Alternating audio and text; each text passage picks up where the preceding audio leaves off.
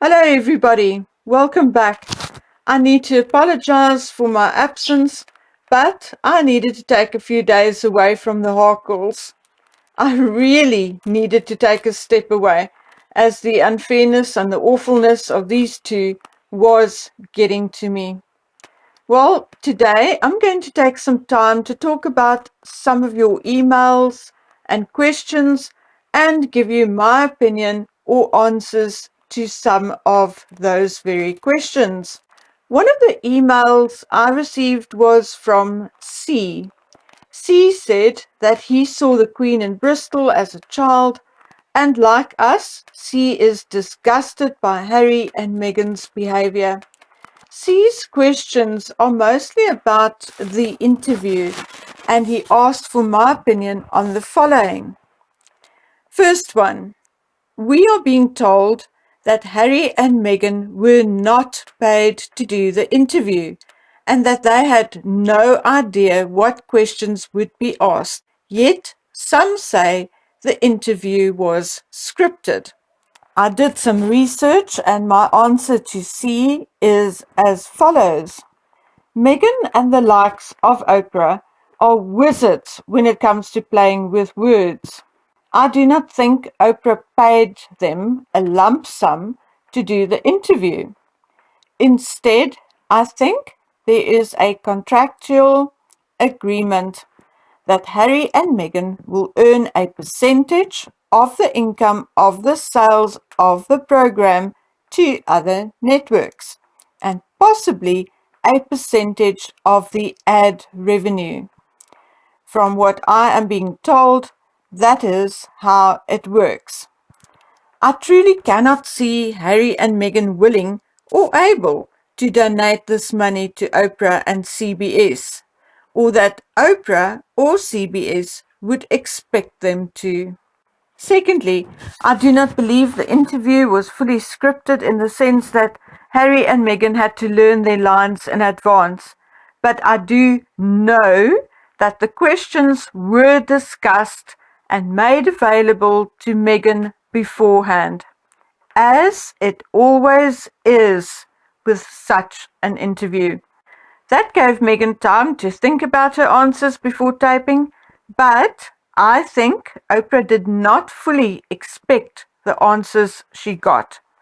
If you look and listen carefully, you will notice that there are times when Oprah is slightly thrown by Meghan's answer and that she had to ad lib a bit to lead into the next question.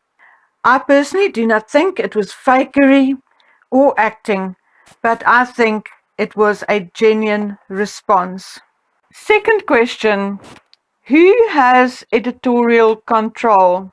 Now, from what I know of my work when I was much younger in similar background, normally it is the person who owns the material, the person who has the rights to the material.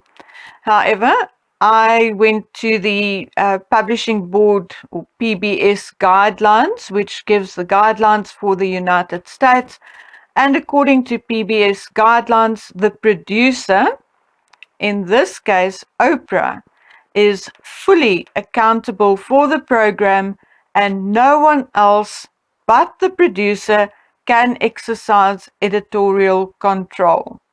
Question number 3. We are told that over a period of 3 days, 3 hours of interview were filmed. We saw only 90 minutes.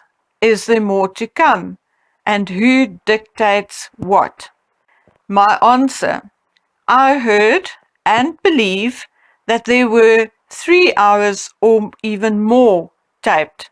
I'm not sure and do not know this for a fact, but I would think that due to the impact the interview had, that Oprah, CBS, and most likely Harry and Meghan's lawyers will ultimately advise them whether it would be feasible to air the rest of the footage. CBS will also consider such things as ad revenue, etc. If they find that the rest of the footage will not attract advertisers or the necessary number of viewers, they most likely will not be interested in airing it anyway. Next question.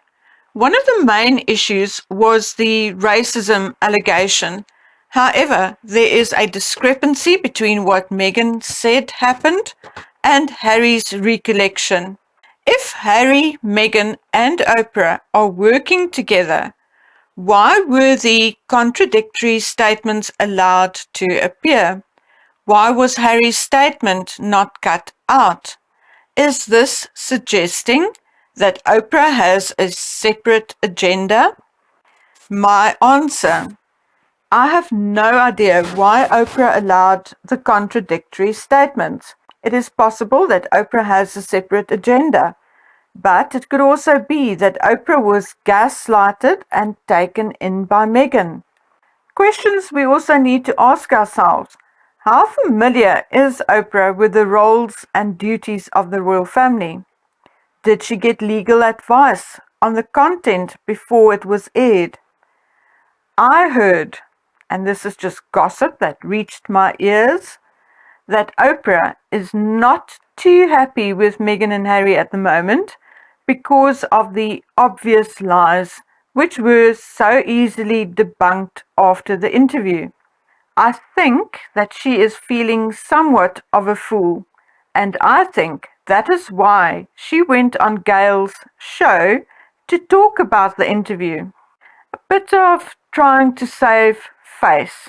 However, I do believe that Oprah had a plan and direction she wanted to steer the conversation into, and of course, that would be the race issue. But it did not work out the way she planned it, and she got more from Meghan than she bargained for. So those are a few of the questions I received that I answered to the best of my ability. So let's move on to some good news. Yes, I do have some good news. I received an email from a subscriber, let's call her A, along with a screenshot as proof of what she said. Elephants Without Borders has finally received money from Disney. It does not state how much, and the donation is only credited to Disney and does not mention Harry and Meghan at all.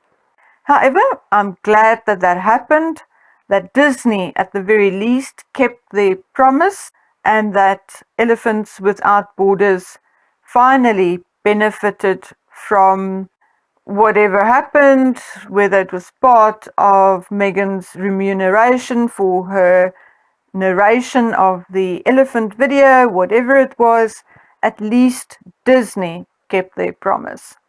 Okay folks, like I said, this is a short video, but earlier next week I'll be back with some explosive brand new stories and revelations. So until then, take care. Bye.